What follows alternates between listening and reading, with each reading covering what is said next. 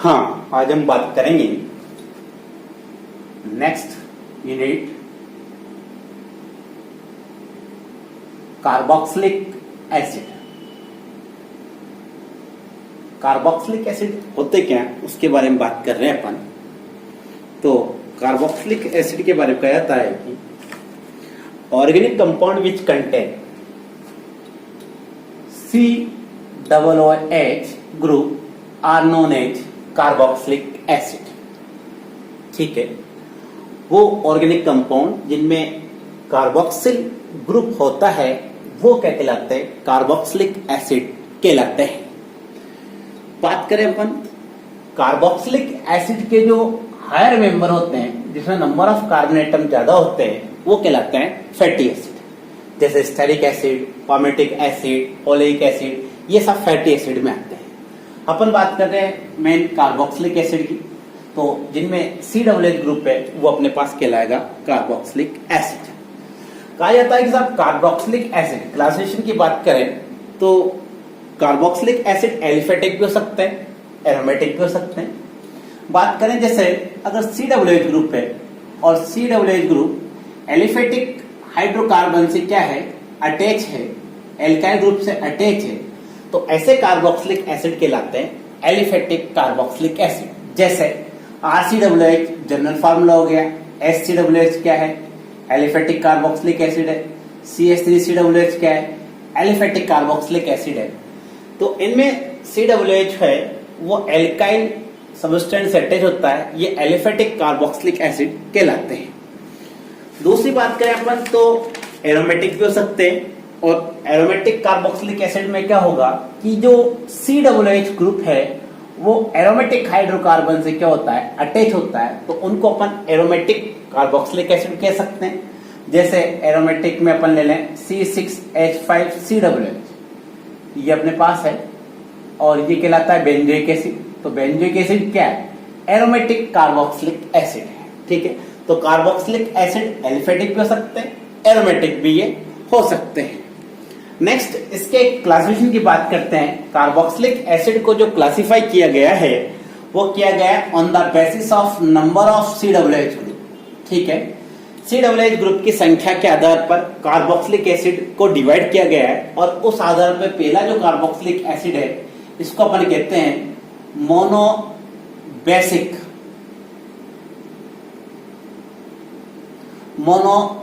Acid. तो monobasic acid होते क्या है? तो वो कार्बोक्सिलिक एसिड जिसमें only one COOH group present होता है वो कहलाता है मोनोबेसिक एसिड। ठीक है, या मोनोकार्बोक्सिलिक एसिड। इसके अपने पास बहुत सारे एग्जांपल है, जैसे HCOOH, इसमें एक ही COOH है इसलिए मोनोबेसिक कार्बोक्सिलिक एसिड है। एसिटिक एसिड की बात करें तो एसिटिक एसिड में भी एक ही COOH ग्रुप है, तो ये भी मोनोबेसिक कार्बोक्सिलिक एसिड है। एरोमेटिक में भी हो सकते हैं कि जैसे बात करें अपन ये COOH ग्रुप है, ये भी मोनोबेसिक कार्बोक्सिलिक एसिड है। और कोई सबस्टेंट लग रहा हो और एक ही COOH हो ग्रुप हो तब भी ये क्या कहलाएगा? मोनोबेसिक कार्बोक्सिलिक एसिड कहलाएगा। ठीक है, क्योंकि इन सब में केवल एक ही COOH ग्रुप प्रेजेंट है। दूसरी बात करें अपन, दूसरा जो अपने पास है वो कहलाता है डाइबेसिक। डाइबेसिक एसिड क्या होते हैं? तो अपन कह सकते हैं कि जिनमें 2 COOH ग्रुप अटैच हो वो कहलाते हैं डाइबेसिक एसिड। जैसे बात करें अपन, एक एग्जांपल है अपने पास, ये एसिड है और इसमें 2 COOH ग्रुप है तो डाइबेसिक का एग्जांपल हुआ, इसको अपन कहते हैं ऑक्सैलिक एसिड। ठीक है, एक और अपने पास जैसे बात करें CH2COOH, ये भी क्या है? डाइबेसिक है, क्योंकि इसमें क्या है? 2 COOH ग्रुप है, तो ये भी क्या है? डाइबेसिक एसिड है। तो बात करें अपन, इसको अपन कहते हैं मेलोनिक एसिड। ठीक है, तो डाइबेसिक डाइकार्बोक्सिलिक एसिड में आते हैं। एरोमेटिक में भी हो सकते हैं। एरोमेटिक में जैसे अपन बात करें तो ये वेल नोन डाइकार्बोक्सिलिक एसिड है जिसको अपन कहते हैं थैलिक एसिड, तो उसको क्या कहते हैं? Phthalic acid. ठीक है, एक और भी अपने पास है, जैसे ये भी थैलिक एसिड हो सकता, थैलिक एसिड की तरह ये भी 2 COOH ग्रुप है, तो ये भी डाइबेसिक कार्बोक्सिलिक एसिड। ठीक है, टरथेलिक इसको अपन कहते हैं। तो वो जिनमें एक COOH होता है मोनोबेसिक कहलाता है, जिनमें दो COOH होते हैं डाइबेसिक कहलाते हैं। एक बात करें अपन ट्राइबेसिक एसिड की, ठीक है। Number 3 tribasic acid. Tribasic acid क्या होंगे? तो अपन कह सकते हैं कि जिनमें 3 COOH ग्रुप प्रेजेंट होंगे वो ट्राइबेसिक एसिड कहलाते हैं। बेस्ट एग्जांपल बात करें, जैसे ये कोई एसिड लिख रहा हूं मैं, इसमें अपन देख रहे हैं कि इसमें 3 COOH ग्रुप है, इसलिए इसका एग्जांपल हो गया ट्राइबेसिक एसिड। इसका एक वेल नोन एग्जांपल है, अगर इस फार्मूले पर अपन यहाँ OH लगाते हैं तो ये कहलाता है सिट्रिक एसिड। तो citric acid is a tribasic acid, ठीक है। एरोमेटिक में पॉसिबल है, जैसे अपन बात करें ये रिंग है और इस रिंग में अगर अपन 3 COOH ग्रुप लगा दें तो ये अपने पास एग्जांपल बन जाएगा ट्राइबेसिक एसिड का, ठीक है। तो ये मोनोबेसिक, डाइबेसिक और ट्राइबेसिक एसिड पॉसिबल है। नेक्स्ट अपन बात करते हैं एसिड में नोमेनक्लेचर की, ठीक है। नोमेनक्लेचर कैसे करते हैं उसकी बात करते हैं अपन। तो यहां एक अपने पास होता है ट्रैवल सिस्टम। सबसे पहले जो बात कर रहे हैं अपन वो कर रहे हैं ट्रैवल सिस्टम की। तो ट्रैवल सिस्टम के बारे में कहा जाता है कि इसमें एसिड का नाम कैसे देते हैं? तो इसमें एसिड का नाम on the basis of source देते हैं, जिस सोर्स से वो मिलता है अपन को उसी आधार पर उसका नाम बना दिया जाता है। जैसे एक तो एग्जांपल की बात करें अपन कि HCOOH फॉर्मिका, लाल जो चीटियां होती है उससे प्राप्त होती है, तो लाल चीटी को अपन कहते हैं फॉर्मिका, इसलिए इस एसिड का नाम पड़ा फॉर्मिक एसिड। तो on the basis of source से लिया अपन ने इसका नाम।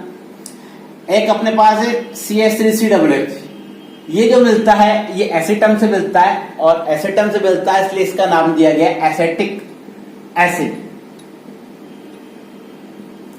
एक और अपने पास जैसे बात करें वेल नोन एग्जांपल, एक 4 कार्बन का एसिड है अपने पास। 4 कार्बन का जो एसिड है वो है अपने पास ये, और ये बटर में मिलता है इसलिए इसको नाम दिया गया ब्यूटायरिक एसिड, ठीक है। ब्यूटायरिक एसिड इसको नाम दिया गया है।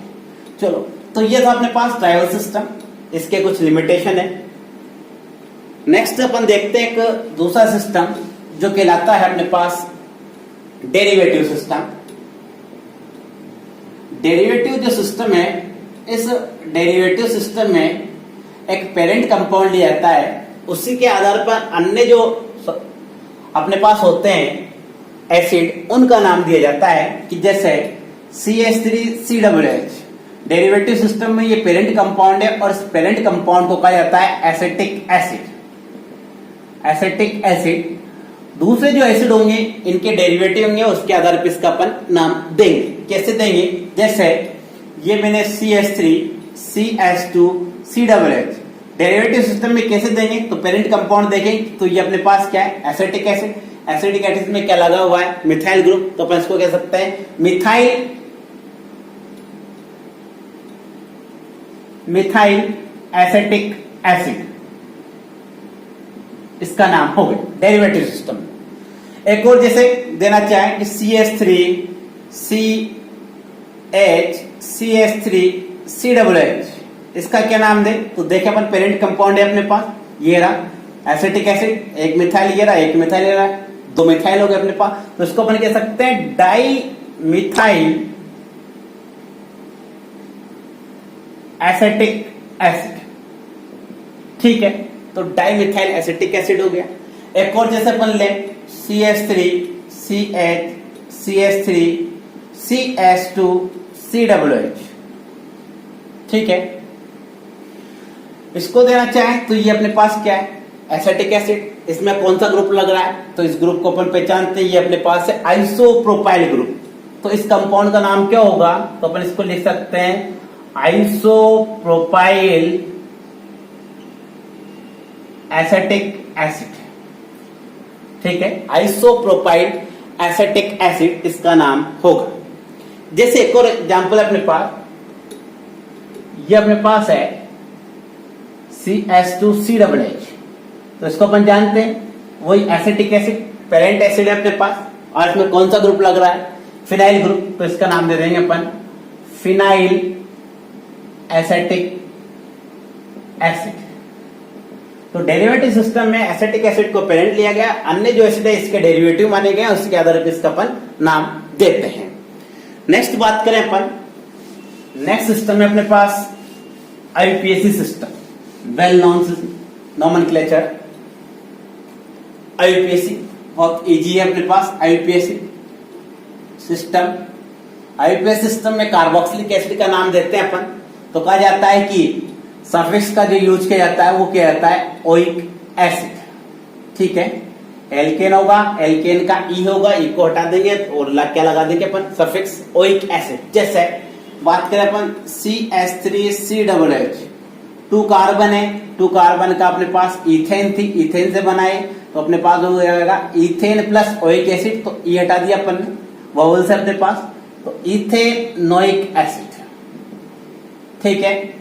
नेक्स्ट अपन 4 कार्बन की बात करते हैं कि एग्जांपल जैसे 4 कार्बन का एसिड है उसको क्या कहेंगे अपन आईयूपीएसी में, तो 4 कार्बन को अपन कहेंगे ब्यूटेनोइक एसिड, ब्यूटेनोइक एसिड, ठीक है, ब्यूटेनोइक एसिड।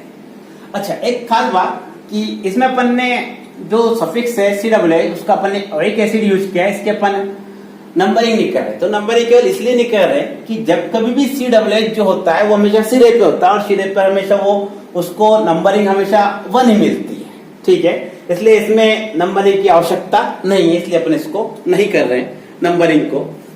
बात करें जैसे एक और ले अपन CH3CHOH तो वो अपने पास 2 फंक्शनल ग्रुप है COOH, COOH सीनियर, इसलिए ये पेरेंट फंक्शनल ग्रुप है अपने पास।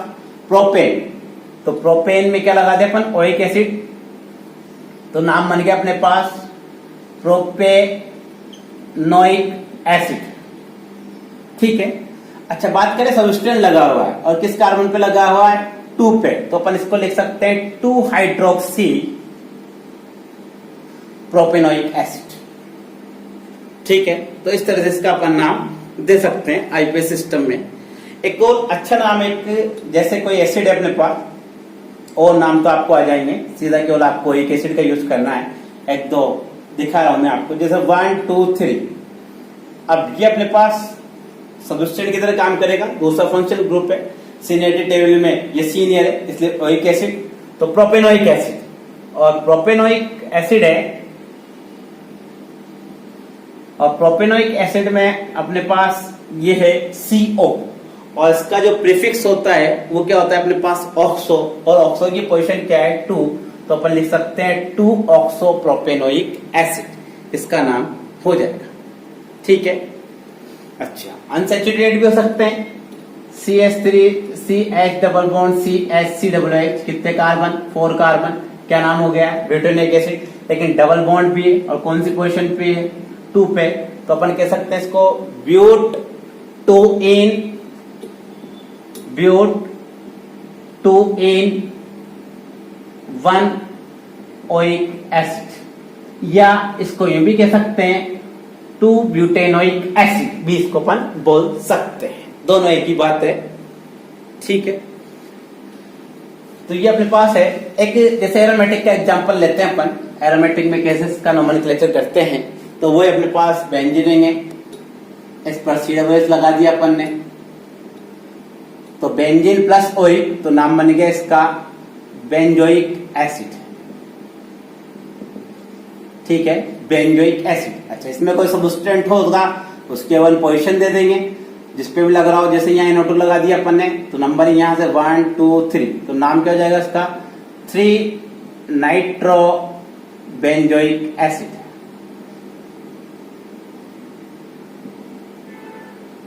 3 नाइट्रो बेंजोइक एसिड, ये इसका अपने पास नाम हो जाएगा। तो ये अपने पास था, थोड़ा सा अपन ने देखा नोमेनक्लेचर, इसका क्लासिफिकेशन देखा। नेक्स्ट अपन बात करेंगे